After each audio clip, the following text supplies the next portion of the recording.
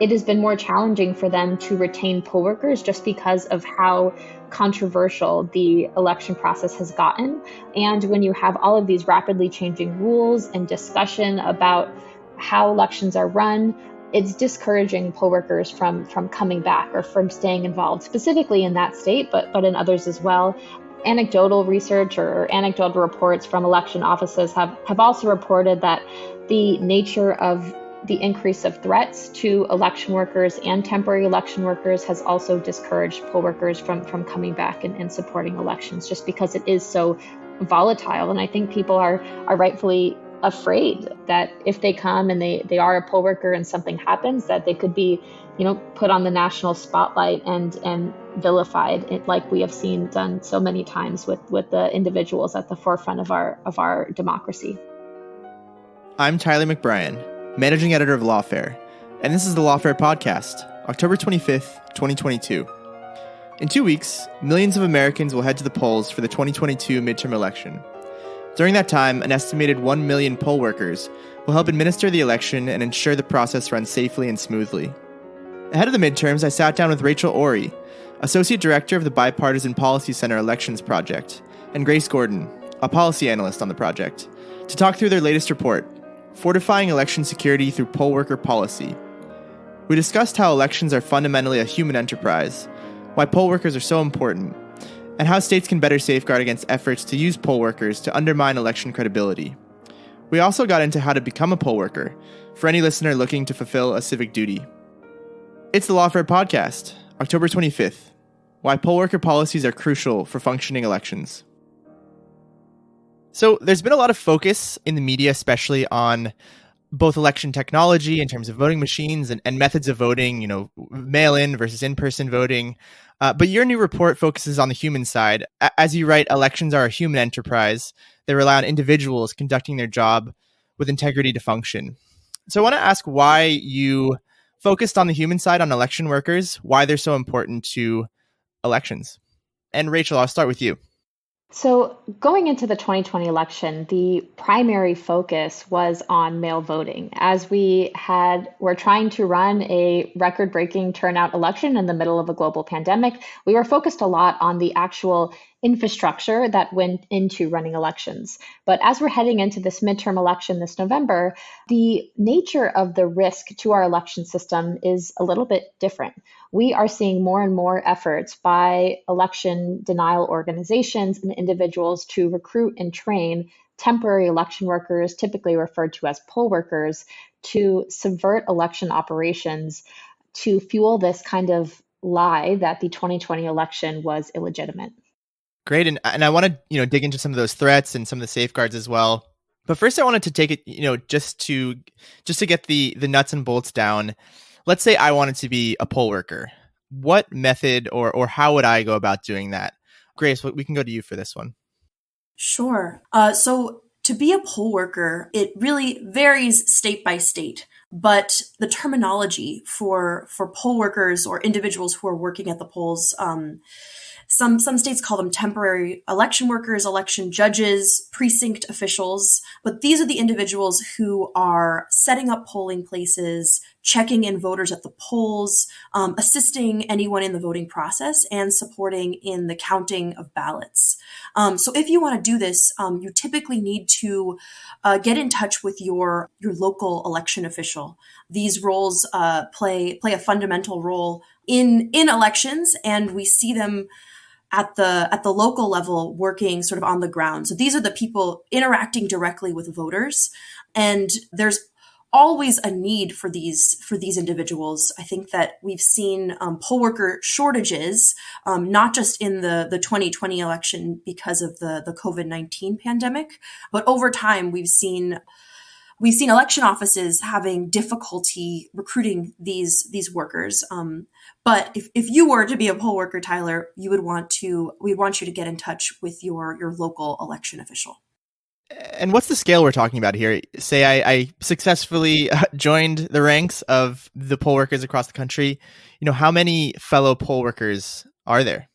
So across the country, there are, I think that the election Assistance Commission has counted over 700,000 poll workers. So it's a massive, massive enterprise. And I think that number fluctuates based on the policies in each state. For example, states like Washington and Oregon, they conduct all of their elections by mail, which means that they don't have polling places and don't need poll workers necessarily. However, they do have temporary election workers who conduct similar functions for distributing and then counting all of those mail ballots. And Rachel, when did the alarm bells start to raise for you at the Bipartisan Policy Center? I saw earlier this month the center released a statement condemning, any efforts to interfere with elections through interference with poll workers. What motivated this report looking into this threat? We've been thinking about this issue really since 2020, initially looking specifically at election observers. So poll workers and temporary election workers are those who are actually involved in the running of elections. Observers or poll watchers are kind of those outside actors that are there to ensure transparency and accountability. In 2020, that was where the primary issue was, with outside individuals trying to interfere with the voting process. Since then, we've heard increasing concerns shared by the election officials that we work with on a regular basis that we are seeing the threat come more and more from the inside. At the same time, we wanted to highlight the fact that there are protections in place to make sure that these individuals cannot interfere with elections to the point that results do not adequately reflect who won the election. In all of the instances of a temporary election worker interfering with elections that have surfaced so far, that individual has been identified and prosecuted. We had an instance during the Michigan primary, which has really been an epicenter of a lot of these election conspiracy campaigns. But during the Michigan primary, a temporary election worker, a poll worker who believed a lot of these false elections claims, he inserted a personal USB drive into the electronic poll book, which is the computer essentially that stores all of the voter rolls, the voter information, which includes personal, private information. And that individual was quickly identified, and he was ultimately charged with tampering with voting equipment. So this shows that even when there are these small fringe insider threats, there are also protections in place, and we have more reasons to trust than not to trust the results of our elections. Yeah, let's get into some of those protections. Obviously, because you wrote this report, there are certainly gaps and room for improvement, and we'll get into that. But I'm wondering if you could dig into some of those protections that are already in place. And then maybe if you could speak to how some of those protections are distributed across the country, because as you've well brought up, election administration and election security can vary quite a bit state by state. We thought to emphasize the protections that are in place, protecting our election system against insider threats in this report. As you mentioned, we did this in kind of a two-step way. We first released a statement earlier this month that was unanimously endorsed by our task force of election officials, condemning any use of temporary election workers for partisan means. And then we followed that up with a 50-state data set looking into what policies and practices are currently in place to protect our election administration system. We narrowed in on a couple in particular, the most important one being temporary election worker training. Quality training is essential to making sure our elections run with integrity and professionalism.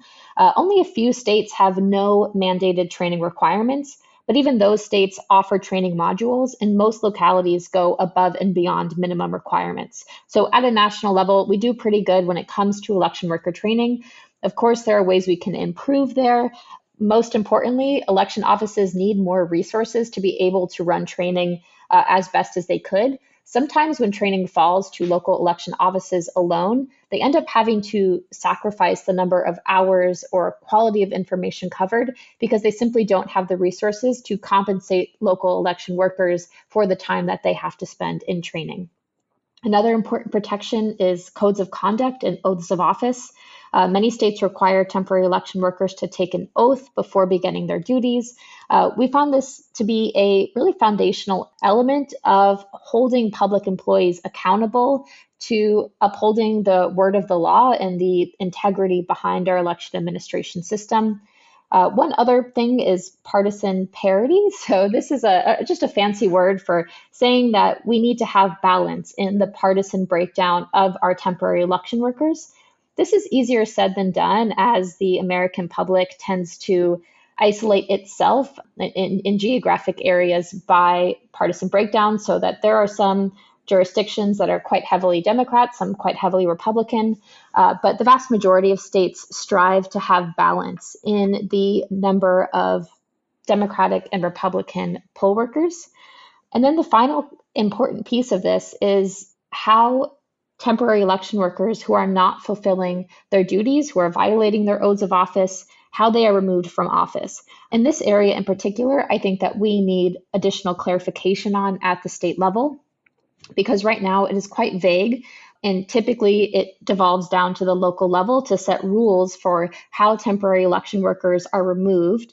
And this becomes challenging when you're at a polling place on election day, everything is going on, and someone is not following the rule of the law, and then it comes down to that local official or even the local individual in charge of that specific polling place to try and figure out, what is the right thing to do when it comes to dismissing an unruly poll worker. And we think additional clarification and guidance from the state would be really helpful in closing that gap and providing clarity so that any issues can be resolved quickly as they happen while voting is taking place.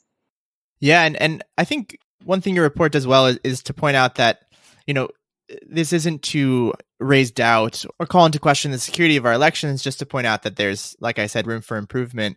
Other than the Michigan primary incident that you mentioned, were there any other incidents with poll workers that raised alarms or that served as teaching lessons for further improvement? So we did a substantial sort of survey of any instances where poll workers or election workers in general might have, been prosecuted. And I think that overwhelmingly, we see that poll workers are not looking to break the rules. I think the other example that we drew on was the Mesa County, Colorado clerk who was indicted in March on 10 counts, including charges of attempting to influence a public servant, as well as criminal impersonation. But with all of these examples, I think that we've found that they have been identified very quickly, and our Bipartisan Policy Center Task Force on Elections, which is a group of election officials across the country, from across the political spectrum at both the state and the local level. All of the individuals on our task force said that, they really trust their poll workers, and they have not, in the, numerous years that they've served, seen very many instances of temporary election workers who are looking to undermine election security or public trust. Yeah, and Rachel, I want to get back to something that you mentioned. I want to get into some of the partisanship or polarization aspects of this.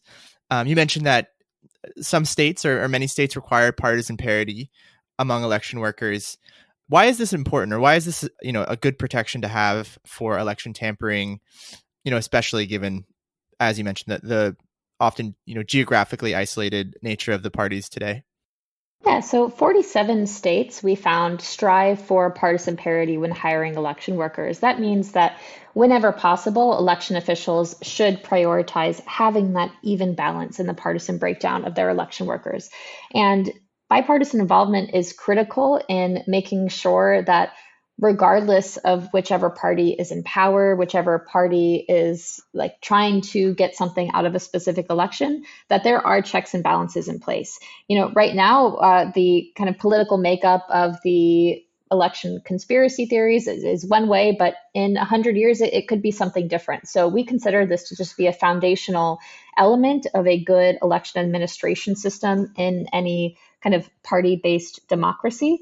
And also, we find it important that anytime there are ballots or voting equipment, not only is one individual never alone with that sensitive voting material, but that whenever possible, there be representatives from both parties. We also find that in terms of public messaging, research has shown that communicating to voters that there is bipartisan involvement of election workers at every step of the election process is critical in developing trust from voters in elections and election results. So it's both a security protection and something that helps develop public trust. It is a little bit challenging, like you said, with the geographic isolation. One just kind of interesting component that we've seen develop over the last couple of months is that more and more we see the RNC taking a slightly more aggressive role in recommending temporary election workers to election offices. And we think this is great. Like Grace said, there is often a lack. It's challenging for election offices to recruit the sheer number of poll workers that we need on a regular basis. So we've seen the RNC kind of taking a bigger step and submitting long lists of names to local election offices. There are two drawbacks here. One being that in kind of Democratic heavy jurisdictions that have poll workers that have been serving for years, because of partisan parity requirements, if a bunch of new Republican workers are being recommended, some of those longstanding Democratic election workers have to be kind of, removed. They don't get the opportunity to serve as a poll worker because those spots have to be offered first to the other party. I think there are benefits and drawbacks there, but just one thing to keep in mind is that as we go into November, if you have individuals who are brand new to serving as a poll worker and don't necessarily understand how it all works, there could be some additional hiccups. Also, we saw in Maricopa County, the local RNC sent a letter complaining to Maricopa, basically saying that they didn't have exact partisan parity in the breakdown of election workers, despite the fact that they had sent a very long list of names to the county. What we saw, though, was that the county did attempt to reach out to and recruit everyone on that list, but most of those folks didn't realize that to be a temporary election worker in Maricopa County, you have to go to 2 days of training. You have to sign up for these long shifts. It's a serious commitment. And so in some cases, folks just aren't prepared for what it really means to be a temporary election worker. Yeah, that's interesting, in balancing the time commitment for especially part-time poll workers. What is the range of training commitment hours that you've seen among states? Does it vary all that much, or is the 2-day training that you mentioned in Maricopa County pretty typical? So the 2-day training is, I would say, not typical. That is one of the more extensive trainings that we saw in our research. And it really does vary by state and in some cases by municipality. In some states, the Secretary of State's or the Chief Election Office will provide guidelines or online training modules that counties can adopt for training their poll workers if they choose. In other states, training is mandatory at the state level, but maybe it's only a few hours or a day. I think that as Rachel noted earlier, it really depends on funding, because in states that pay poll workers to attend training, that's going to be a little bit of a budget constraint, because if they're paying for 2 days of training, that's going to be much more expensive than paying for, say, a couple of hours. So we saw that training does vary widely based on the state and, like I said, based on the municipality. Yeah, I think one interesting component there is also looking at who is doing the training. So in some states, all of the training is conducted by the election office itself. We consider that to be a best practice when it comes to making sure that election officials are getting consistent quality information. But in some areas without adequate resources to perform training at the state or local level, that responsibility falls to the local party, and they are often given materials and rules of the road for how that training should take place by the state or locality. But we still consider it to be a best practice for that training to come from the election office itself whenever possible. But again, that comes down to resources and making sure that that office can do that without it interfering with other election operations. And Rachel, speaking of best practices, I'm curious about the oaths that you mentioned. What do some of these oaths sound like? Again, is there variance state by state? Do they differ that much from the oath of office taken by elected officials, for example? And then finally, how have these, taking an oath been shown to ensure election integrity among temporary poll workers? That's a great question, and we include a couple examples in a report if folks want to go look it up. It's Fortifying Election Security Through Poll Worker Policy, but they are quite similar to the oaths of office that are in place across public administration, but they typically involve just committing that I do solemnly swear that I will support the Constitution of the United States and the Constitution of this state, and that I will faithfully discharge the duties of the office according to the best of my ability. That's a quote from the Michigan Constitution Oath of Public Officers. We have heard from our local election officials that we work with that step, that swearing under oath that you will uphold the laws and the Constitution of that state does kind of discourage any individual from acting in a way that would undermine our government or our democracy, because I think it means something to people to take an oath of office in a way that you wouldn't otherwise. So yeah, those are a couple of the examples there. One thing that I think is worth noting is that while an oath of office is critical, we really encourage local and state offices to have like a clear terms of employment. So that's like an official contract dictating what is and is not allowed, very specific whenever possible. So Michigan has really clarified its rules around both election observation and poll workers since the 2020 election. And they have now in very clear terms that like if you in any way interfere with the orderly conduct of an election, you will be dismissed. This is how that dismissal takes place. These are what your remediation options are if you disagree with the dismissal. But we think that whenever possible, complementing that like both high level oath of office, commitment to the Constitution, et cetera, with the more specific terms of employment is really critical to pushing back against some of these insider threats. Yeah, and so in addition to that recommendation, Grace, I wonder if you could take us through a few more of your sort of bottom line recommendations to state election administration officials to really shore up election security among poll workers. Certainly. So one that we haven't touched on in this podcast yet is protecting election workers from threats, harassment, and intimidation. So as you mentioned in the intro, Tyler, I think we've seen this influx of threats and intimidation to election workers across the board. And we think that in order for temporary election workers to perform their job with integrity, they need to feel protected and safe in their roles. So we've seen a couple of instances of states that have passed laws that increase legal protections for election workers, including temporary election workers or poll workers. We've seen in Colorado increased protections against doxing for election workers. And we've also seen laws passed in Maine as well as Oregon. And we think that these laws, along with increased attention sort of at the federal level from the Department of Justice, that these will serve as a first step towards deterring and safeguarding our elections from threats.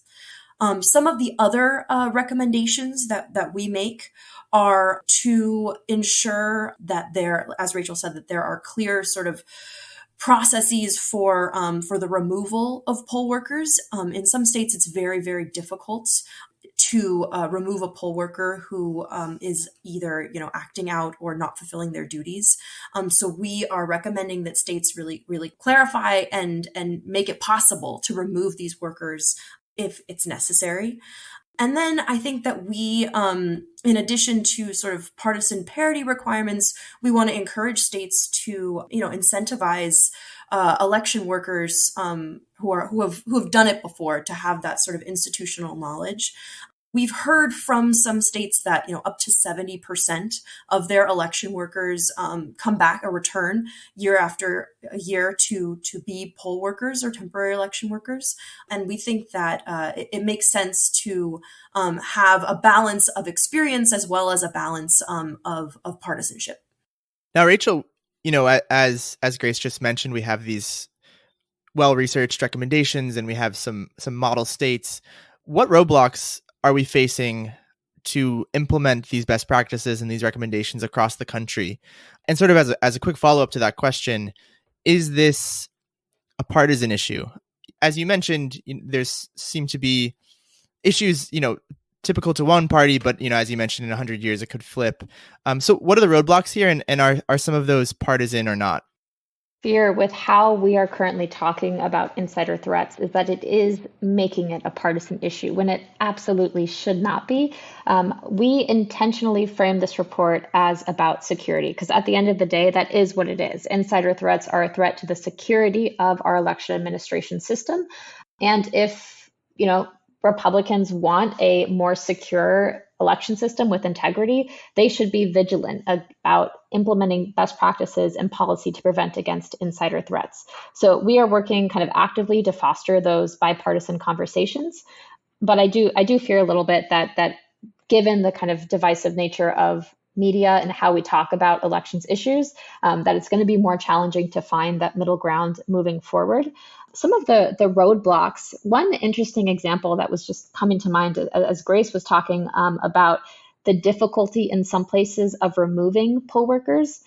So in Pennsylvania, the individuals that are in charge of precincts, 3 out of 5 of those positions are constitutionally elected offices at the precinct level, and they cannot be removed unless they are impeached. And so because they're elected, it makes it extremely difficult for anyone to remove them from office. And so if we have an individual who is, violating the law or fueling election fraud conspiracies, they would effectively have to remain in power. So that's a constitutional provision, very difficult to change in Pennsylvania, but you just kind of have to hope that the process of elections works out and the individuals in those positions are committed to sustaining democracy.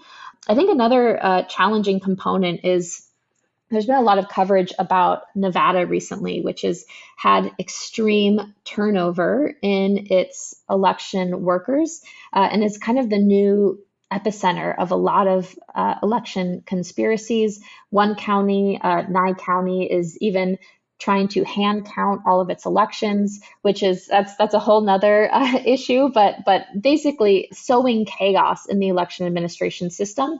And it has been more challenging for them to retain poll workers just because of how controversial the election process has gotten. And when you have all of these rapidly changing rules and discussion about how elections are run, it's discouraging poll workers from coming back or from staying involved, specifically in that state, but in others as well. Anecdotal research or anecdotal reports from election offices have also reported that the nature of the increase of threats to election workers and temporary election workers has also discouraged poll workers from coming back and supporting elections just because it is so volatile. And I think people are rightfully afraid that if they come and they are a poll worker and something happens, that they could be, put on the national spotlight and vilified, like we have seen done so many times with the individuals at the forefront of our democracy. Other than to, of course, remind people to get out there and vote on Tuesday, November 8th, or earlier if you're an early voter, is there anything else you wanted to add from your report or about election integrity in general? Yeah, so I think that, as Rachel just said, we're seeing sort of many of the faces of our elections sort of vilified. And I think that we don't always realize, how much these individuals have to do, recruiting, training poll workers. That's just one part of an election official's job. There's so many other facets to it. So I would encourage listeners to, learn a little bit more about election administration, get in touch with your local election officials, see if there's anything that you can do to help. I think that being a poll worker is a really eye-opening and amazing experience. But if you want to observe elections, there are a number of ways that you can get involved. Additionally, I think that we need to, as we go through this, the 2022 midterms, I think that we need to think a little bit more about poll worker policy and what we can do to ensure that we have the safeguards across the board in every state. As we've discussed, thinking through what training should look like and how do we adequately prepare these individuals to serve as poll workers on election day is something that we should think about, going into the 2023 legislative session, along with really universalizing those codes of conduct and thinking through dismissal policies.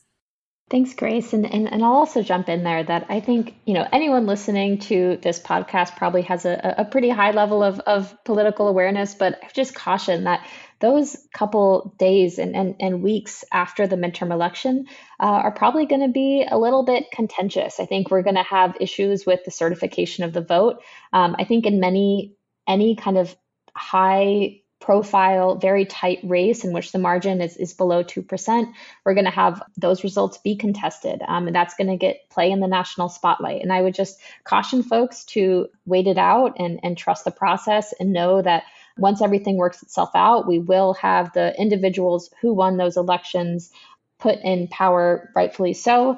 I think one other thing to remember is that the election officials that are responsible for our elections at the state and local levels, those are your family, your friends, your neighbors. They're the people you see at the grocery store. I think personalizing them is really important, both in how we see elections and how we talk about it.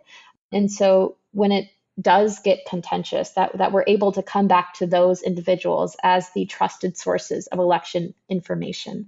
And just remembering that there are so many more reasons to trust the process than ever before. Really, in many ways, security is better now than it has been in a long time. So trust those folks and keep the faith.